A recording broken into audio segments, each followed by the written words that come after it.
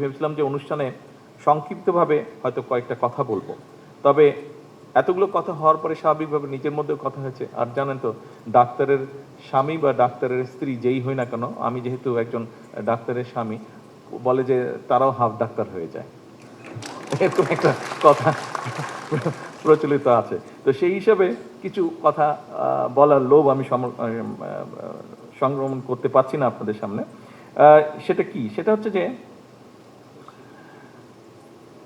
বর্তমানে যারা চিকিৎসক হিসেবে দায়িত্ব পালন করছেন এবং যারা আসন্ন দিনে চিকিৎসক হিসেবে দায়িত্ব পালনের পথে রয়েছেন, দেশের স্বাস্থ্য এবং চিকিৎসা ব্যবস্থা নিয়ে বর্তমান সরকারের গৃহীত কতগুলো বিষয় আপনাদের সামনে মনে হয় আরেকটু যদি স্পষ্ট করে তুলতে পারি।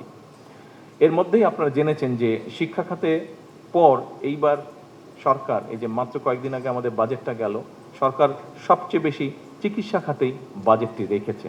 এবছর জাতীয় বাজেটে স্বাস্থ্য খাতের বাজেট বরাদ্দের পরিমাণ প্রায় 70,000 কোটি টাকার কাছাকাছি।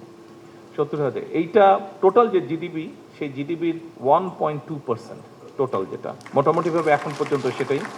আমাদের যেটা পরিকল্পনা হচ্ছে, এই যে আপনাদের সামনে বললাম, আপনারা এর মধ্যে কথা প্রসঙ্গে অনেকগুলোই জেনেছেন। যেমন আমি বললাম যে এই যে আমরা হেলথ কেয়ার অ্যাপয়েন্ট করবো, যেই হেলথ কেয়ারে প্রায় 1 লক্ষ হেলথ কেয়ার অ্যাপয়েন্ট হবে। এই হেলথ কেয়ারের যেটা 80% আমরা চাইছি নারীদেরকে অ্যাপয়েন্ট করতে। এর বাইরেও ধরেন হাসপাতালগুলো আমরা বেটার সার্ভিস করব, যেটা একটু আগে মন্ত্রী সাহেব বললেন আপনাদের বিভিন্ন আলোচনার পরিপ্রেক্ষিতে।